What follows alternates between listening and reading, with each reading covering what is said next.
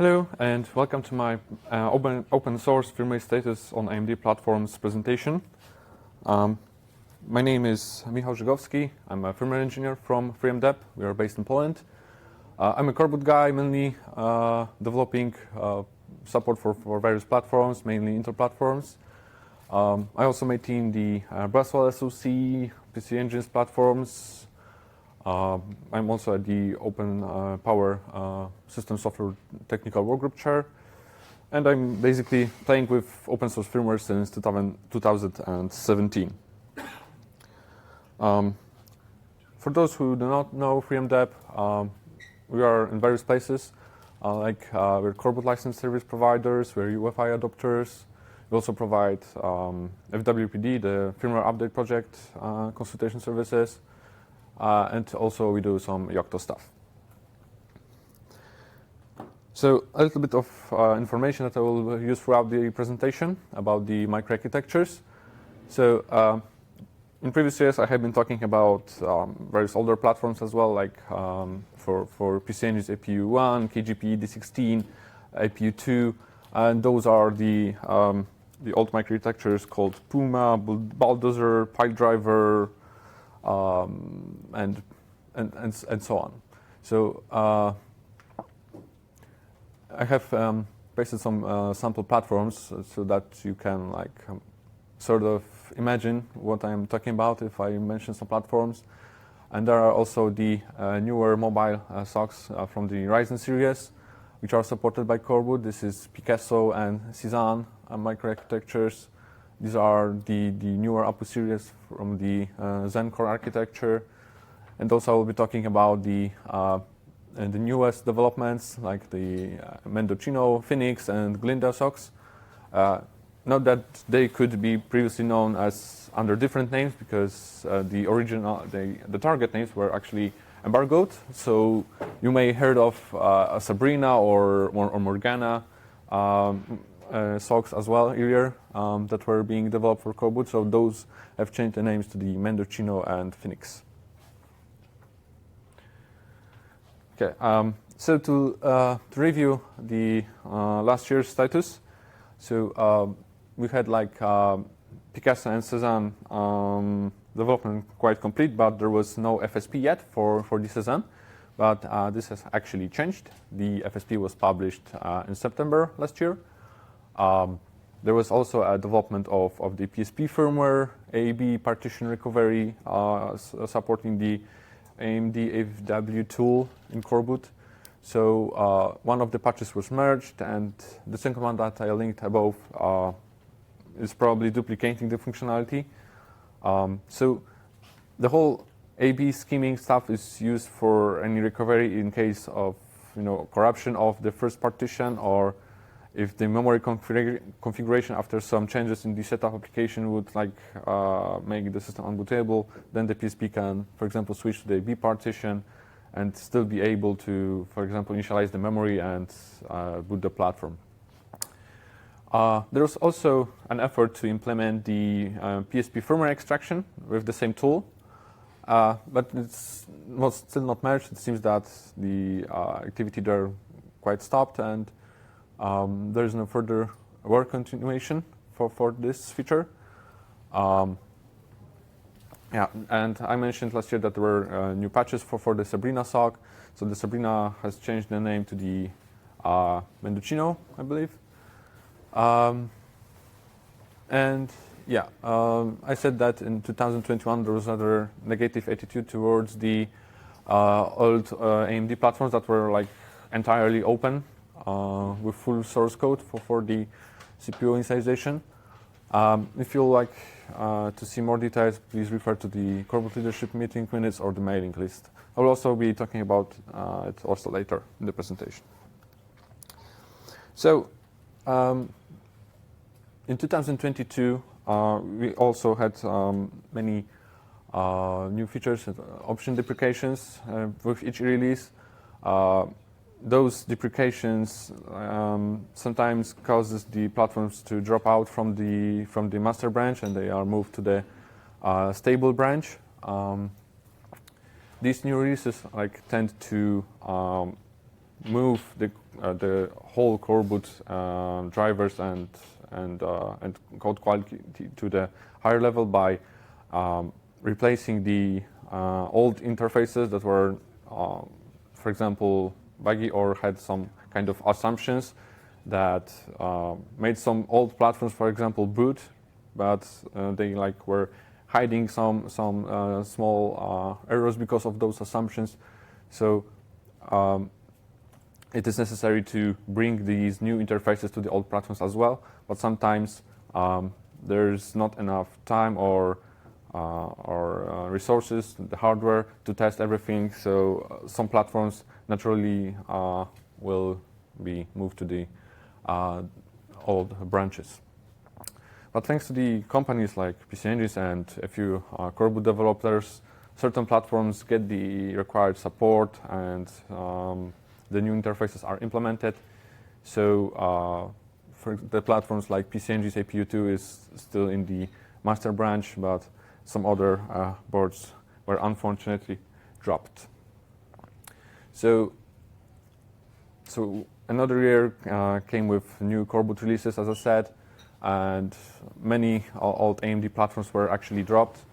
To those platforms we can count PC Engines APU1, some MSI MS7721, Lenovo AMD G505S, etc., etc. That is a little bit unfortunate to see, but there was a lack of actually any testing or maintainership that could also bring those platforms to the newest code, despite our sincere efforts. So we tried our best to actually implement the new interfaces, and we sent patches quite early. It was in the May 2021, but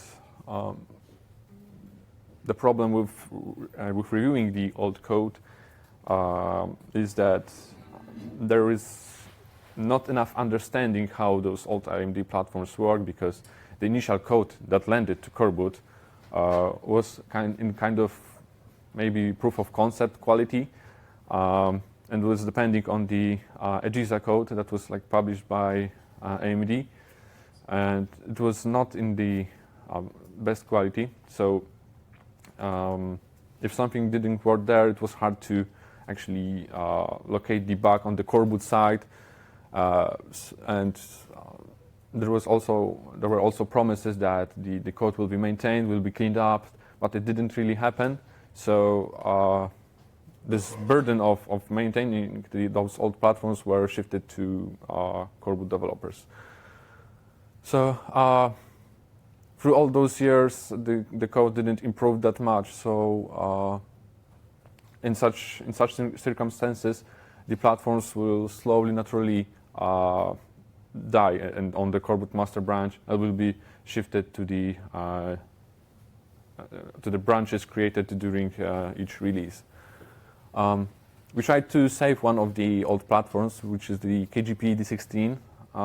We have sent over 50 patches that implement simply the first booting stage of coreboot.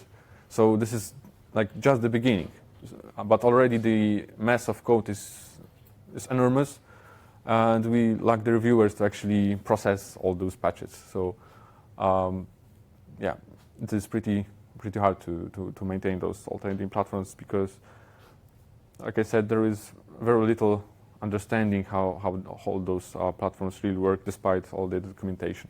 So Intel platforms are more straightforward, I would say, at least for other developers. That's how it is. Okay, about the new SoCs. So AMD Cezanne development has been stabilized. There are many Chromebooks running on it, and we even have seen 2 non-Chromebook platforms that have been actually sent for review by the Starlabs. These 2 laptops unfortunately cannot be built without the blobs, or can be built, but it will not produce a functional image, because certain PSP blobs that are required for example, for the memory initialization cannot be there due to the NDA stuff and so on. So this is something that also needs to be solved. But all other components are actually in place, and you can track those patches and see what is its progress.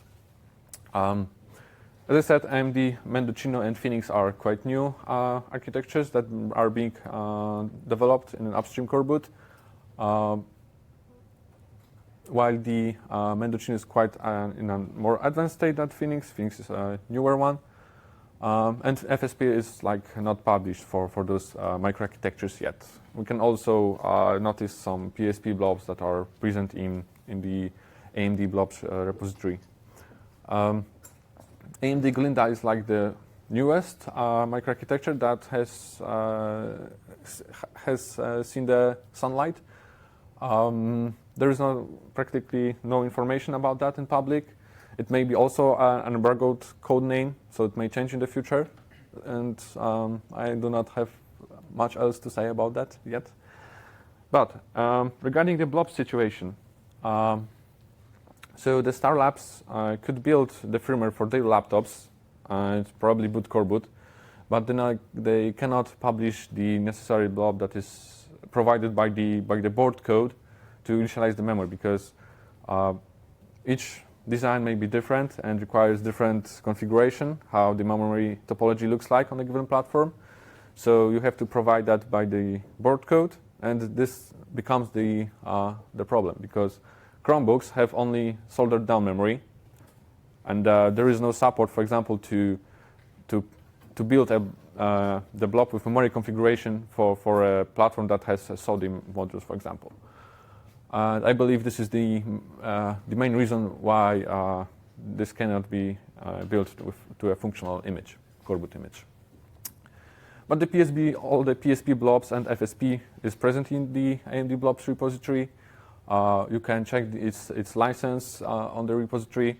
It is quite permissive. It allows the redistribution, so it's similar to the Intel FSP and microcode licenses.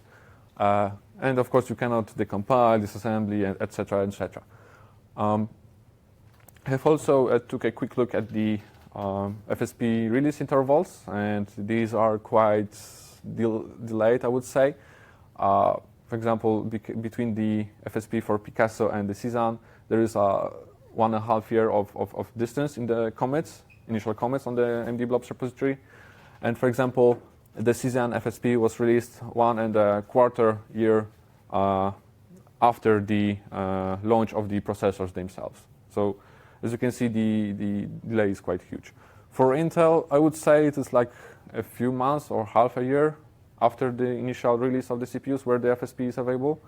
So it is like much more stabilized ecosystem for Intel. But FSP for AMD is quite a new invention, I would say. It's like maybe 3 or maximum 4 years old, while FSP is like for over 7 years or so on the open source firmware market. Regarding the server platform status for AMD, nothing much happened here since the last year. Like we had those initiatives for example, from Google Romanic that showed the AMD Rome and Milan proof of concept Linux boot or boot stuff, but nothing else happened. On the recent OSFC 2022, which was in September in Sweden, there was also something new, similar to what Romanic showed. So Brian Cantrell from Oxide showed some proof of concept of their firmware on AMD Milan, which was also based on Linux boot stuff, but they had implemented some bare initialization of the PCI Express so that the storages and other I/O could also work. It was also very, very basic, so nothing close to what you would normally see from in the UEFI from independent BIOS vendors. Okay, so to summarize up, what is actually the future of the AMD platforms and coreboot? So for sure, the Chromebooks will be gaining the support. They are backed by Google Corporation efforts. They have partners, they have coreboot developers working in AMD, and their partnership will make the project successful for sure. But for such old platforms like KGP or all the models that I mentioned that were dropped, it is pretty difficult to actually keep them in the main tree.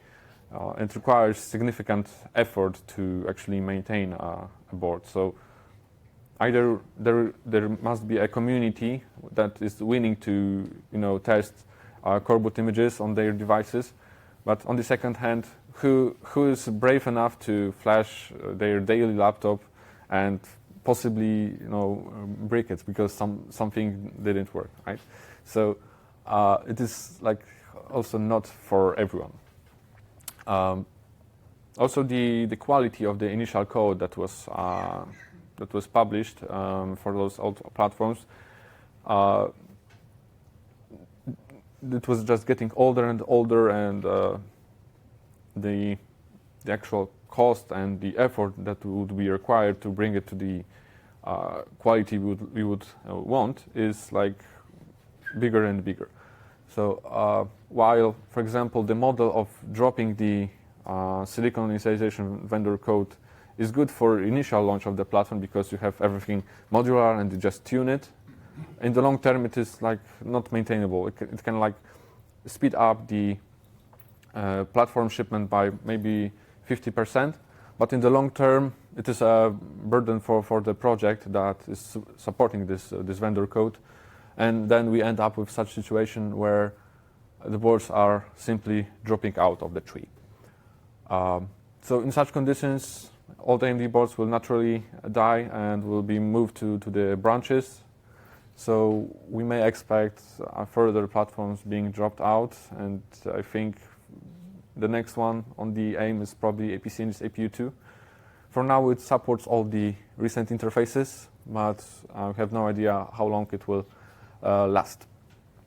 Also, we think that the lack of strategy for the long-term support by the coreboot leadership is largely decreasing the value of the project itself, because many people rather don't like their boards being dropped, because if they clone coreboot, they clone it from they clone the code from the master branch, and if they issue make menu config and want to choose their board, they see it's no longer there. So basically they think, oh, it is not supported anymore. So this kind of value is decreased because people see that something is already not supported and they lose their hope in the project. So a new strategy would be required to actually keep those AMD platforms alive in the tree. So what we think can save those platforms is the Sharo firmware. We are open for any AMD outcasts from the coreboot, and we are working hard to actually prepare a strategy that will make these platform support more sustainable. We often also disagreed on many coreboot leadership meetings with the current coreboot strategy, but we also offered various ideas like crowdfunding and other stuff that could potentially solve the problems that we were noticing, but unfortunately those were rejected. If you would like, you can visit coreboot leadership meetings for more details. Also, I have a short announcement for you. Unfortunately, the official PC Engine's open source firmware support has been ended by the PC Engine's company, and the 4.19.01 was the last version that we released in the format we have been doing for the past few years, monthly. But do not worry, our commitment is still strong. We want to further improve the PC Engine's firmware, but this time we would like to release it under the Sharo branch with new features like UEFI interface, DMA protection, setup application, setup BIOS password, and stuff like that. But it will be only a community-driven project. We will not have any funding for that. So your support is actually crucial in determining the roadmap and how and what the pace of the development will be. So I encourage you to take our survey. Your input is very valuable for us. If you have any insight or want to support us, please do. To sum up, we want to make Dashero an paradise for old AMD platforms and outcasts. Of course, like I said, it will be community-driven, so we want to make a success and have community involved as much as possible. Also, we would like to what we offer with Dashero is like we release ready-to-go tested binary releases with transparent validation. We publish all the test cases on our documentation page.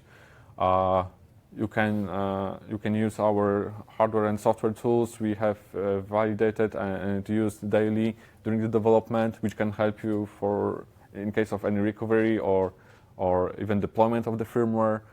We also provide high quality documentation which explains every caveats and procedures for the updates or the deployment and recovery of a platform. So if you want to know more, please feel free to sign up to the Dashero newsletter to get up-to-date information about new features, our releases. So you may also find the new initiatives and new projects that we plan on the Dashero documentation page. So I encourage you to visit. Okay. Of course, I will gladly talk more about the AMD platforms because I'm pretty much short on time here and cannot explain every small details. So if anyone is interested, we can go later in the evening for some beers and talk a little bit more. We can sync on the FOSDEM matrix, or we can join the Dashero matrix as well, where we are more responsive. We can just come up with some good place, I think, and talk a little bit more. FrameDev is also planning to hold 2 events in March. It will be the Dashero user group, which is a forum of Dashero users. It will be like a small event with more structured schedule, where we will discuss different topics related to Dashero.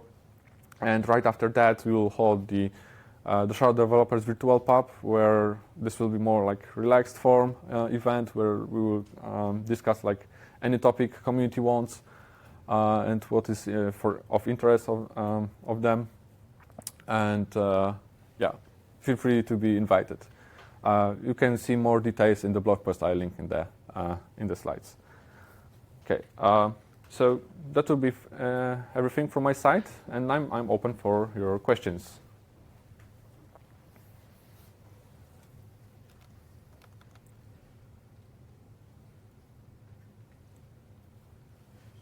Yes?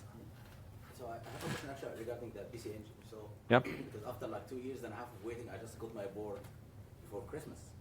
And I got it because it has support for coreboot. But I thought that the guys from PC Engine themselves who were actually developing the coreboot for their boards.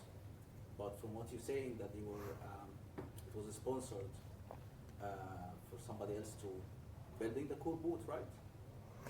Okay, so the question was who was actually developing coreboot for PC Engine's platforms. Yes. So PC Engine's company was responsible only for producing the hardware and distributing it to the users, and the initial support was being developed by a company called Elton. But then they requested, they shifted the coreboot work to FreeMDev, so to us. And we were like maintaining and improving, releasing the coreboot binaries each month since 2016. So it was like our effort for all those monthly releases. Okay, theory? I understand that coreboot is not building the ROMs directly to test the platforms. So the burden is on the users to build stuff. Do you have any insights for facilitating testing in the future to prevent the boards from being dropped? Yeah, so the question was whether we have a strategy for the boards being dropped because it is users' burden to build and test the ROMs. So like it was written on the slides, we are still working on the strategy for long-term sustainable support for old AMD platforms. But we want to shift the burden to build the ROMs from the users and instead provide tested images. At least tested what we can test in our environment, in our laboratory. And if someone still has some issues or have some feature requests, we encourage to create issues on our GitHub, and then we are like considering what is the problem, what is the case, what is the cause of the problem actually, how to solve it, and we try to narrow it down and include possibly the fix in the next release. But of course, as I said, if it is a community-driven effort, the pace will depend on the support level. So if somebody is able to contribute in any way, for example, fix the code themselves, or let's say provide the logs or flash our, for example, testing binaries to check or gather more information, because we may not necessarily have the exact hardware configuration, then it may be the right step to make users like less burdened with all those troubles with flashing and breaking stuff. Okay. Any more questions? Okay. Maybe. Okay. Let's change it. Get this correctly. So you basically your approach or attempt was to upstream your work to coreboot, but they were too far behind the reviews and didn't have the resources to test your patches, or why are you, let's say, losing a bit hope to make this thing upstream? Yeah. So the question is, what are the state of the patches and why actually there is a problem to get the old AMD boards upstream. So, like I said, this code is very old and it was in very bad quality, committed initially, with promises from AMD for the maintainership, which didn't happen. So, with each year, the code just was getting older and older, and people who actually knew something about it are no longer a part of coreboot, or are they just simply retired or out of business? And basically, there's very few people that can actually understand what the given code does and actually give some meaningful review for those patches. So that is why it is very difficult to get something upstream for such an old AMD platform. Okay, in theory? But coreboot, you said that all your platform can be in different branch.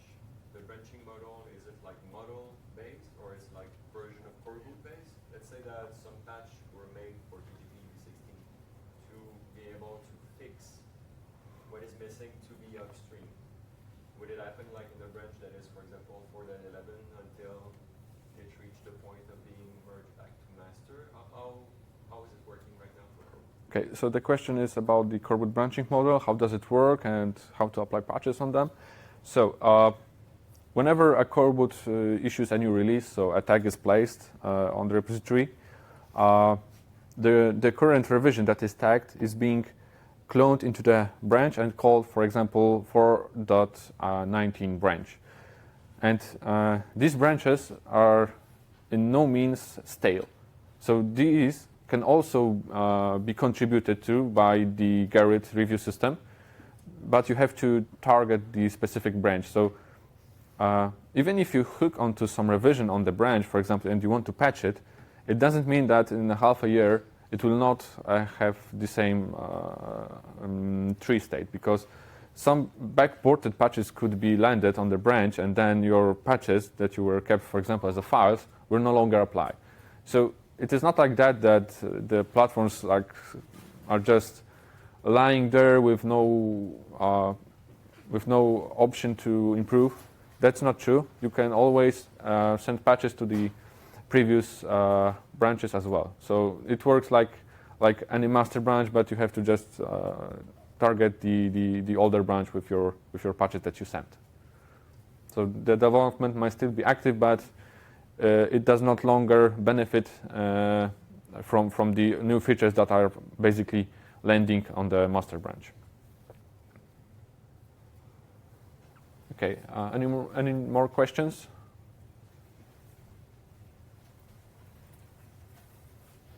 Yes, please.